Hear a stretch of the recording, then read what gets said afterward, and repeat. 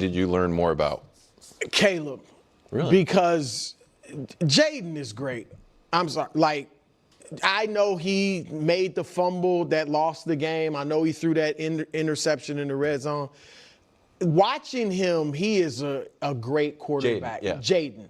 And which is what we knew. At least I knew going in, and I feel like you guys knew it as well. Like, he's smooth, he's poised.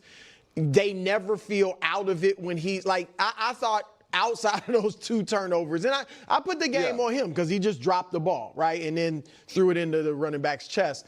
But that, like, he is what I thought he was. I thought if they had won that game, I was honestly, and not to make this like it's some phenomenal award, but I was considering for Bruce Ballot because he's only played, what, 4 games. 4 games, and they would have been 3-1 in those. But so I didn't learn anything I didn't know about Jayden. Caleb, look, he wasn't phenomenal, but he was solid. And what he said in that post game, let's just play situational football. Like, it shows growth. He didn't feel like he had to go out and make some spectacular plays. Now, he had the nice running touchdown where his speed was the factor in that, so that was great. But otherwise, he got the ball to his playmakers. DeAndre Swift was great. Got the ball to his playmakers and did what you needed to do to win the game, and that is growth. So, I mean, he missed a few open guys. There's no doubt. He took, there was one bad sack where he kind of ran backwards and stuff. Yeah, and that they then got the field goal block. Yeah. Yes. And so he did make a few mistakes, but I just feel like you're seeing consistent growth, and he was just more consistent and more kind of even-keeled as a player than he's been in the past. So I just throw up Caleb's numbers for the year because this, by any metric, he's been more than solid. And this is the exact type of growth we hoped for coming into the year. I don't think, because last year went the way it did and the coach got fired and he wasn't as good as the numbers said if you watched the games, we had slowed down the hype train to a crawl, and it was no longer, light the world on fire. It was steady improvement over the course of the year and get better at the easy things while popping with some wow stuff. And I think that's what we're seeing. Like, I have changed my short-term expectations for Caleb because I think the easy stuff, or the not situational, but the organizational stuff almost that he was bad at, I think was going to be a real path. So I think and now the Bears that's a huge tiebreaker they now have against the Commanders. Like, that was a really important win. To me, it was more Jayden, and it's for 2 reasons. One is, and you guys can say this is, my preconceived notion bias on him and his body type. How many times watching that game were you worried about him? Of Jayden? Yes. I'm just so sick of the bias. I really am. I got no patience or time for this. I really don't. You just go watch my Buffalo Bills video where I just go off because I knew all this was coming into it. And I was talking to someone earlier just knowing that this is what it was all going to be. Jayden Daniels has been elite. Even in this game with the 2 turnovers, Jayden Daniels was the better quarterback. It's just a fact. It's just a reality, okay? The types of throws, the types of plays that Jayden was making, the composure that he was showing, he made a mistake. The interception and the fumble, those are actually uncharacteristic for Jayden Daniels. Where some of the issues with Caleb, his inaccuracies, his decision-making that Troy Aikman talked about the entire game, those are not uncharacteristic for Caleb Williams. Those have been consistent for Caleb. So that's where the nuance comes, where you say, well, if it was another player, we'd rip him. But for Jayden, we wouldn't. Is it because Jayden has succeeded at an incredibly high level already? The same reason why you say we're not allowed to criticize Patrick Mahomes because of the things that he's done in the past. Jayden Daniels literally putting this team on his back and carrying. Also, the roster. The Chicago Bears should have a better roster and a better offense and supposedly have a better offensive play caller in Ben Johnson, whereas Jayden Daniels is missing his number 1, the most important piece on that offense outside of obviously Jayden and Terry McLaurin. Do any of those things matter? Of course they do. Of course they do. And so, yeah, Jayden Daniels was not pertinent. Jayden Daniels needed to play better. Jin Daniels made a decision, made the wrong throw at the wrong time. And that fumble, that's just a fluke thing. Either slips out of his hands because of the rain. Whatever it is, that is such a fluke thing. And you absolutely positively know it. Absolutely positively know it. That's not a normal thing. It's one thing of Jayden Daniels, again, like I said in my earlier video, where if he was scrambling around and he had his arm out and then it just got swiped down or something, it's like, Jane, you were doing too. You let the pressure get to you.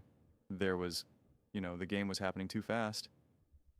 No, it was just a mistake. It was an error, slipped out of his hand, something that we've seen unfortunately happen a fair amount around the NFL over the years. So to hold his feet to the fire for that is just absurd. And to try to paint this whole narrative of like, listen, you can consider it my preconceived bias. Yeah. Because that's what it is. That's what it is. It's bias. You do not watch that game out of Jayden Daniels and think, oh, he's not good. The throws that he was making, the patience, his progression, his elusiveness. I like how you didn't want to use total yards here. Funny how you don't want to do that. You only ever want to use total yards when it's strategic to your own point. I mean, Jayden Daniels had a 119.2 passer rating. Caleb Williams had 98. Jayden Daniels had a 73.1 completion percentage.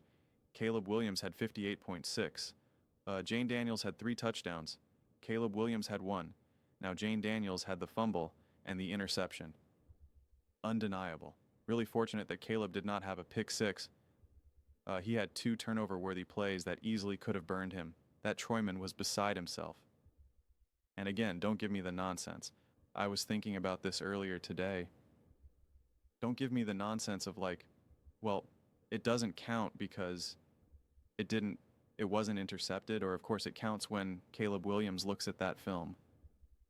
When Ben Johnson looks at that film, if you don't think they're going to have a conversation about that, if you don't think that Caleb sees that and cringes and goes, oh my God, I got so lucky there. If you think, well, it wasn't intercepted, it doesn't matter. And Ben Johnson's looking at this and says, oh, Caleb made a bad throw. Could have been intercepted. Could have been a pick 6, but it wasn't. Doesn't matter. We don't got to worry about it. No, that's not how it works. That's not how coaching works. So if you think they're going to talk about it, and I'm not, of course I am. And I don't even think Caleb Williams played that poorly. I don't. I think he played pretty good. And I don't think Jayden Daniels was out of this world. I think they both had pretty good games. They both needed to be better. Quite frankly, I expect them to both be better. But I am so sick of the sleight of hand to try to elevate this one and bring down this other one just because it does. It's just illogical and it's incorrect. And if you want to do the whole song and dance, well, if one quarterback did this, we would rip him. But the other quarterback does, we don't, because one other quarterback had a lot more success. One other quarterback got to his team and immediately brought his team to the NFC Championship game. I think that matters. He went down to Tampa Bay and took Baker Mayfield's lunch money and made himself a sandwich and some soda pop, as Brew would say, and then goes into Detroit and lights them up. Okay, like, I don't know what to tell you. And again, I defended Caleb Williams every single week last year. Every single week. Every single week. So that's why I am comfortable saying what I'm saying right now. I am confident in saying what I'm saying right now. But in this game, you want to bring up, aren't you worried about Jayden Daniels and if he can stay healthy? And it's just like, what are we talking about right now? And now we're trying to pretend that this is some just amazing box score, 17 for 29, 252 yards, where he was really inaccurate throughout the game. He was. Troy Aikman talked about it the entire game. It's not my opinion. Troy Aikman pointed it out many, many, many times. Not to mention he could have under 200 yards if it wasn't for that DeAndre Swift missed tackle, who then took it for 55 yards. But again, there was moments when Jayden Daniels threw to a wide open Christian McCaffrey. So that's why you got to actually watch the game. Just looking at the box score makes no sense. And the QBR, which I could care less about, 69.6, 37.2 for Caleb, 98.6 passer rating, 119.2. total yards. Jayden Daniels had more, 263, was nearly the leading rusher. DeAndre Swift, 14 carries, 108 yards. Caleb Williams, 4 carries, 2 yards. So he actually had 250 total yards. So even if you want to compare the box scores here, you can't just be like, well, clearly just even on paper, Caleb Williams played so much better than Jane did. No, you didn't. And watch the game. No, you didn't. J.K. Jen Daniels got burned by his mistakes. Undeniably, Caleb Williams was very fortunate not to get burned by his mistakes. Think about it. They had 3 turnovers. 3 turnovers. And you needed a last-second field goal by a practice squad kicker. So again, the reason why I'm coming so hard at this, because again, I already made my Chicago Bears video breakdown, and I think it was really honest and grounded and accurate, and I'm pushing now extra hard against that narrative because you're trying to pull down a Washington Commanders and Jane Daniels narrative, and I'm just not, I said I don't got time for it today. I got no patience for it because it's absolute nonsense. The reality is that both these teams, both these quarterbacks played okay, pretty good. Both quarterbacks made mistakes. Both quarterbacks had some really nice moments. One quarterback really suffered the consequences of his mistakes, whereas Caleb Williams did not. One quarterback really showed high-level elite special moments, and that was Jayden Daniels. That was Jayden Daniels. Caleb Williams showed some beauty in his arm and made a beautiful throw, and it was to someone who was in double coverage, where again, Troy Amen was like, what? He had no chance. Why?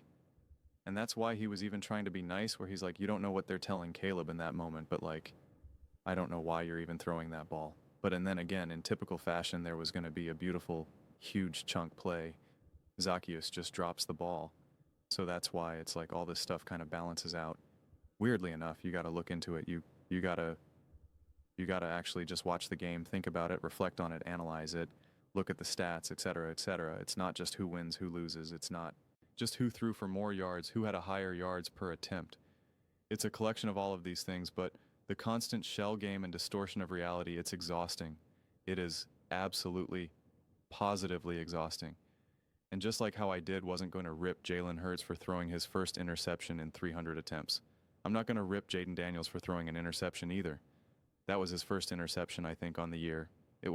He has 7 touchdown passes, 1 interception, okay? Jayden Daniels' adjusted completion percentage when you take away drops and throwaways was 91.3%. He could not be any more accurate realistically. And you add in the rushing yards. Caleb Williams' adjusted completion percentage, 62.1%. Under that of Justin Fields. That's a conversation you have to have. It's okay to have that conversation. And Chicago Bears fans are going to be mad at me for this video. I'll just tell you, go watch my Herd Chicago Bears video and you'll like it a lot more. I promise you that. I promise you that. But it's just unbelievable. So predictable. So predictable. Those are just my thoughts. I'd absolutely love to hear yours. What do you guys all think? What did you learn about Jayden Daniels? What did you learn about Caleb Williams? Let me know in the comments below. Let me know your thoughts in the comments below. I read every single comment. So whether you agree with me or disagree with me, either way, let's get in some discussions. Let's get in some fights. But ultimately, let's just have some fun. And please do consider subscribing. We are building an amazing community here. And absolutely love to see you part of it. I want to build something that we all generally feel connected to. Something that we're really excited to be a part of. I think we're well on our way to doing it. Please don't forget to give this video a thumbs up, as it really does help with the visibility and the algorithm. Thank you so much. See you next time.